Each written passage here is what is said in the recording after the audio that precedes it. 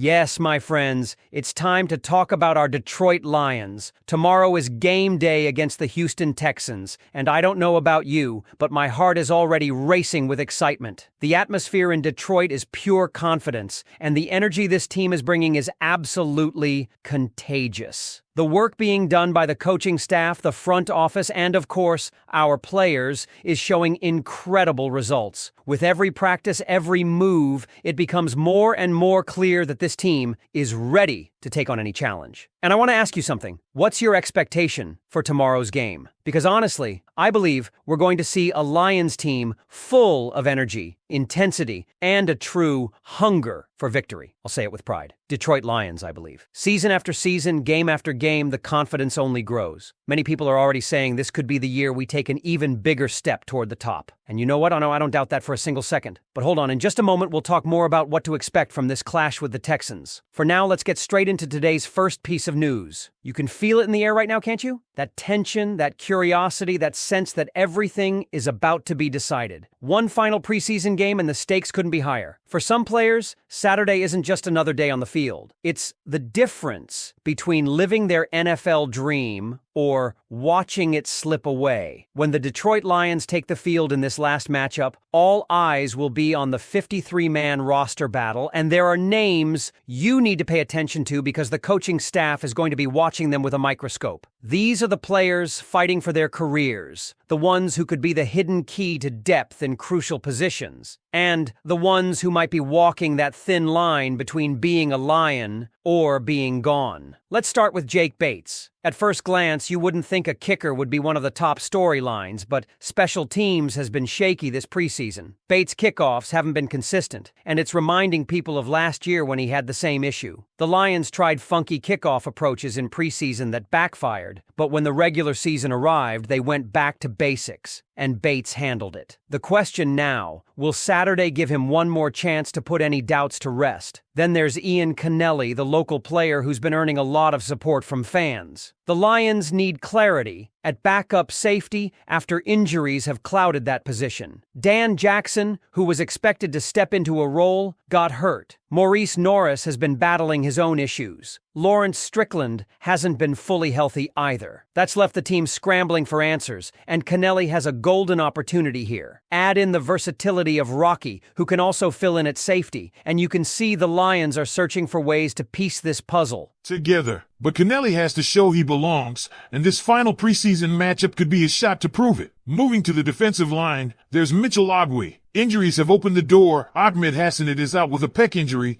Joshua Pascal's been dealing with his own setbacks, and Marcus Davenport, while talented, comes with an injury history. That makes the edge position one of the most intriguing battles. Ogwe has logged just 2 solo tackles so far, but it's not enough. He's battling not just to show flashes, but to actually prove he can stick. Without a strong performance on Saturday, his chances shrink drastically. Miles Adams has been generating some quiet buzz. He's that tweener type, able to line up at edge or shift inside, and Detroit loves players with versatility. But here's the catch. Even if Adams or another fringe defensive lineman makes the 53, there's no guarantee they stay long-term. That's because key players like Alan McNeil and Joshua Pascal are expected to return soon. So Adams has to not only make the roster, but also convince the staff he can contribute enough to hold a place when reinforcements come back. Isaac Uck was another name climbing. Officially, he's only credited with 1 sack this preseason, but if you've been watching, you know it should have been 2. He's improving against the run, and that's where the Lions need depth. Right now, behind Aiden Hutchinson, the edge group feels shaky. Davenport, Pascal, Hassanet,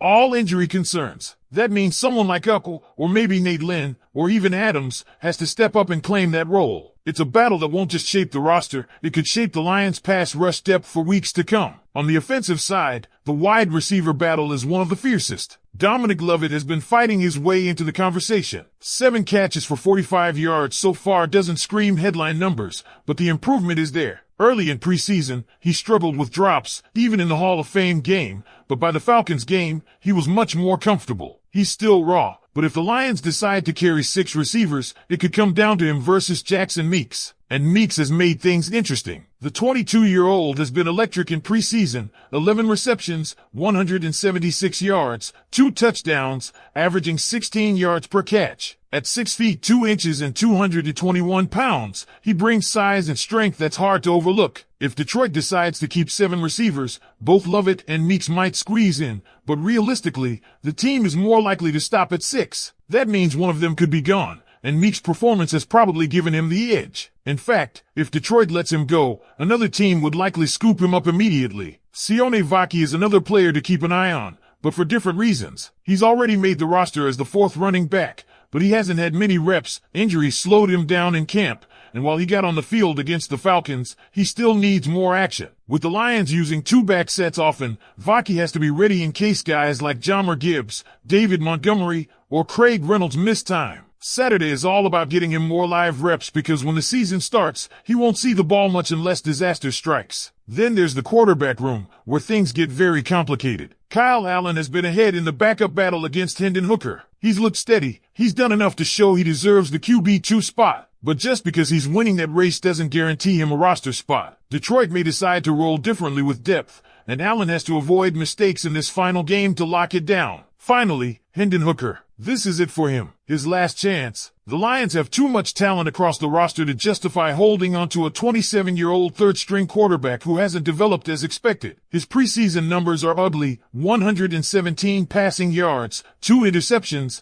and multiple fumbles. He hasn't looked comfortable. He hasn't inspired confidence, and Saturday is his final chance to change the narrative. The Lions are likely to give him 3 quarters of action. If he shows up and finally puts together a strong performance, maybe, just maybe, he survives. But if he continues down the same path, it's hard to see Detroit keeping him. Every single snap on Saturday matters. Every special teams rep, every defensive series, every throw, every catch. It all adds up to the final decisions that will define this roster. And while we know stars like Hutchinson, Gibbs, and St. Brown are locked in, it's these battles in the shadows that will determine just how deep and resilient this team will be when the real season begins. Now, Lions fans, I want to hear from you. Out of all these names, Bates, Kennelly, Ogwe, Adams, Uckle, Lynn, Lovett, Meeks, Vaki, Allen, and Hooker, who do you believe deserves that final spot? Who's earned the right to wear Honolulu blue this season? Drop your thoughts in the comments because Saturday could be the last time we see some of these guys in a Lions uniform,